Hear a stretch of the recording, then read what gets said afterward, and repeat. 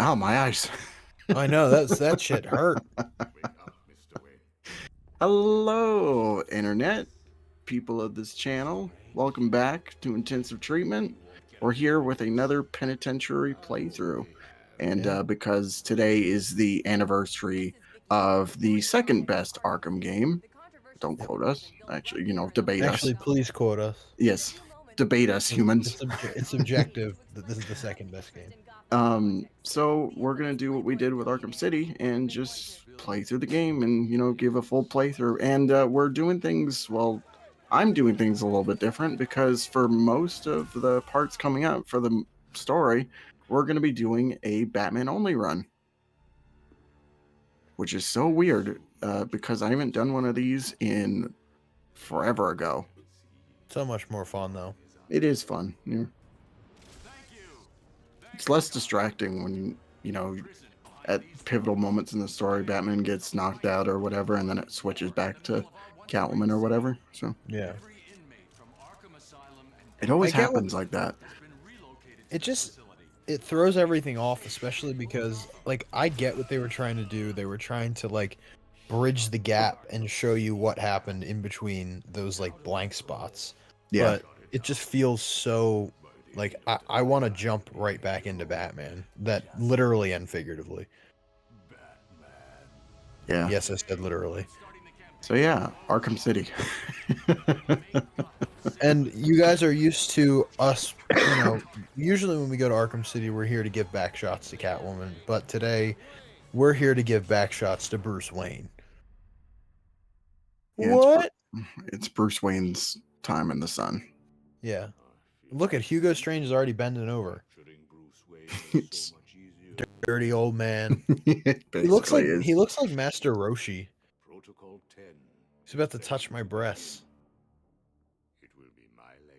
Some massive breasts to touch. Have you seen the Is it just, titties on Batman? I know. Crazy. Why does Bruce Wayne look like he's trying to Giga Chad in Hugo Strange's glasses? I have no idea, but He's it got is a like the nice. rock brow up. It is a nice detail though, where it's just like you can It actually is see there. I don't remember too many games having good reflective. reflections. Yeah, Yeah. but this game pulled it off somehow, and this was back in 2011. Yeah. Games are advertising now. It's like, oh, we have ray tracing. It says like Arkham City did that like so many years beforehand. You're late to the party, my dude.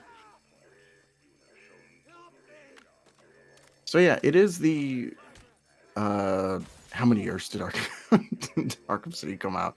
It's the 13th anniversary. I think I it is was 13. 13, close there, 12 or 13, something like that. So It's been a so while.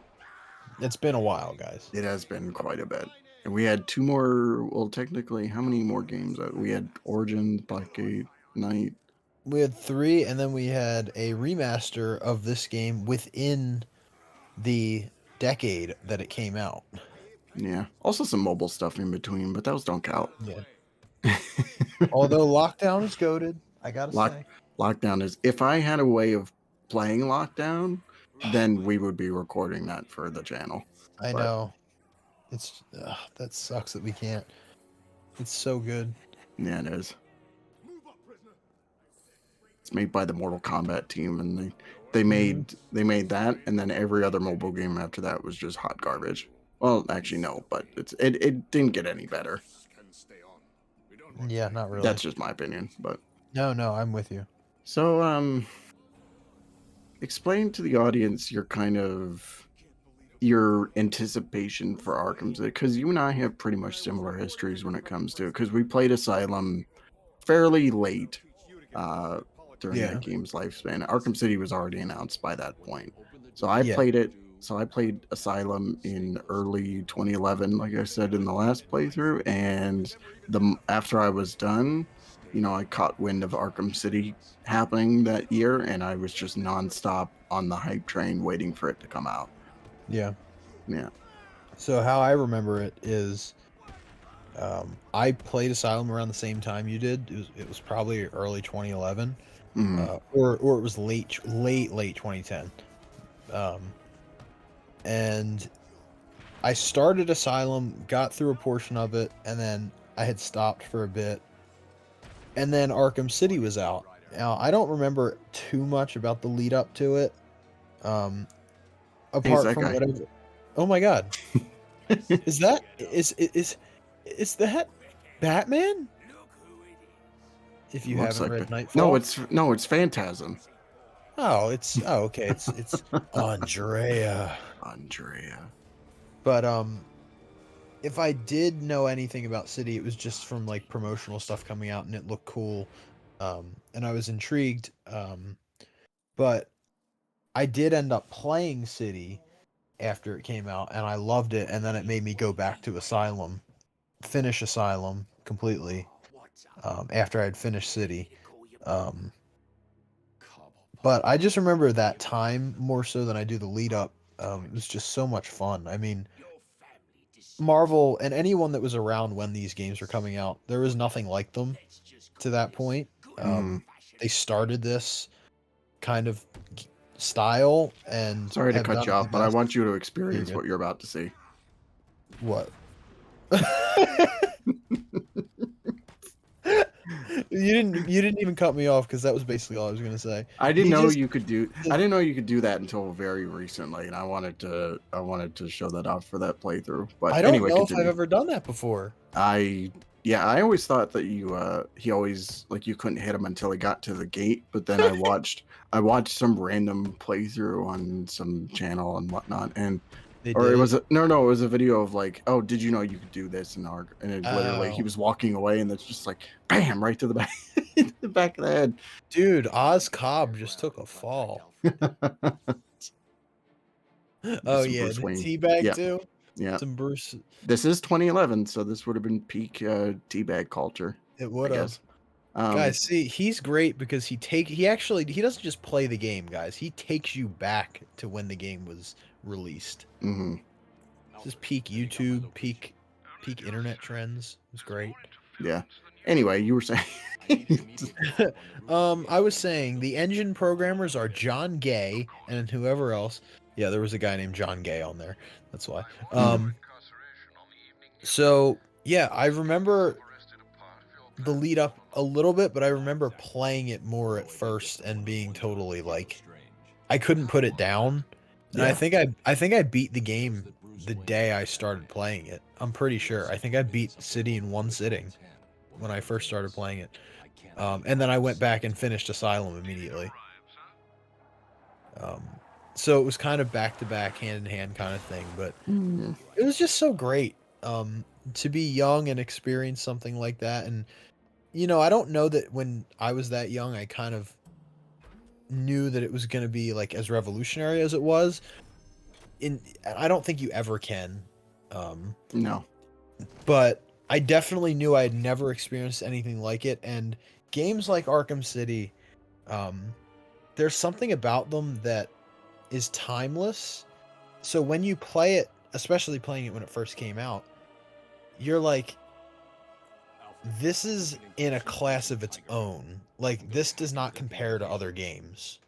It's just there's something about it that is on another level Hmm. that you can't I can't quite pinpoint it. It's just the mixture of everything, the writing, the direction, the way the graphics looked at the time. I remember being like, "Holy crap, this looks great." Um and for a 2011 game, it still looks great. Um Oh yeah, no, without a doubt, it but what still looks about you? amazing.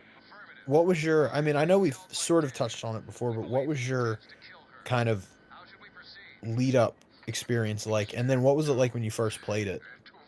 So after playing Asylum close to 3 times on every difficulty, for months, it was just watching all the promotional. I remember I got an Xbox magazine, and it was like there's Mhm. a whole showcase of like Arkham City. I'm like, oh god, I'm so excited for this. I can't wait for this game to come out. Watched all the trailers when they were coming out on like IGN and stuff when IGN was actually good, Yeah. and then I didn't play this at launch, but I did get this as a Christmas present. It was like this and like Spider-Man Edge of Time, which I played Edge of Time. I immediately put it down, and and then I went back to playing this, and it was just history at that point. Like it was like Yeah. just experiencing the story for the first time and seeing all the twists and turns, how much bigger compared to Asylum. Like for the longest time, this was my favorite Arkham game, without a doubt. But then as I got older, you know, as we've talked about before on many occasions, I grew to appreciate Asylum more, just on the accounts of it being literally the perfect Batman game. But this was just it. When you look at it at its face value, it really is just a step up from Asylum in every way. And as a Asylum supporter, I can say this, and everybody will be like, "Yeah, you're probably right." So Yeah. And Marvel and I've talked about this before, but I am also on his bandwagon of that, you know, Arkham City, I don't know how they knew, like you never know how someone's going to know how they're going to one up themselves with the next thing they release. I yeah, don't know how they pinpointed like how to perfectly one up themselves in every way. Um I mean, for instance, the combat, like I don't know, how do you even go from the original free flow, because the original free flow was so unique and original in its own right. How do you lead up from that with a sequel and make it even more memorable and arguably much better? Um, and I just don't know what they were thinking and how the developers actually came up with the ideas they did. yeah, And this is what I mean by timeless too, guys. It's like the things they were coming up with, it's like in music or in film, it's like you have these great generations of films and music, and revolutionary writers and stuff that, do things that were never done before. And this is in that category for video games, without a doubt. So, and I mean, yeah, even just this section, like it took Asylum's intro, which is such a great intro, um, and was just like, we're gonna we're gonna give you another intro section just as fun as the last time. We're gonna make it more memorable. I feel like this is as memorable looking back as Asylum's intro, if not yeah. more memorable for a lot of people. Yeah, that first moment of you putting on the bat suit, I remember just uh, getting the achievement in just playing out "I'm Batman" while I'm suiting up. That was a very fun memory for me, Yeah. and I mean, I'm thinking about it too because at this time, oh Harvey, oh jeez, Oh my God, bro, oh man, just he flew. damn, did he shoot me with a 12 gauge? I think so. Damn. Um, I was thinking back to this time too, because this was a time where, AAA, AAA development games, they were doing really well. But this was also a time where like licensed games were really stepping it up too. Like you had the Mhm. Batman games. You Just because I'm in a phase right now, Transformers was like in a kind of resurgence with the Cybertron games. So Mhm. like everybody on all fronts was stepping up, and it made this generation much more better. So but yeah, Batman just took it to And I thought it was cats who have 9 lives. all sorts of deals, but like nothing could ever compare to what this game achieved How's in its Penny, Harv? in its run. So No. it was great too. Come But to Kitty. And this part's great as well. Like, I mean, as we're moving through the story, we'll, you know, get through the parts more, but You're right. this is a great instance of Chipped a nail how in it. Rocksteady and was able to move the story forward really organically and it doesn't feel forced.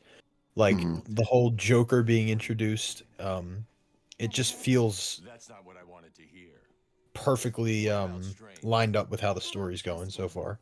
He's been mhm. missing for years. And then obviously we get to see back shots of Catwoman, which is always great.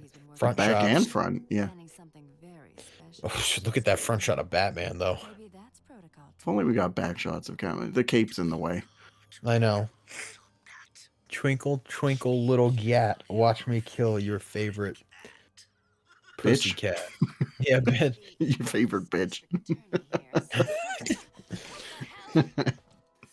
um, yeah, one thing I love about this game, coming back to it, is that, I mean, compared to Asylum Story, which was just more or less, when you think about just the typical, Batman fighting the Joker, this one is like, there's a whole big mystery behind it. It's like, what's Mhm. the deal with Protocol 10? What is Hugo Strange's intentions going on? What's the deal with the Joker? There's a lot of moving parts, which in a lot of cases today would be kind of, either unnecessary or just like feel very half baked. But this game managed Mhm. to accomplish it in a way that, kind of makes it better coming back to it. But that's going to be it for this part. so, so we'll see you guys next time for part 2 of Arkham City. Bye, guys.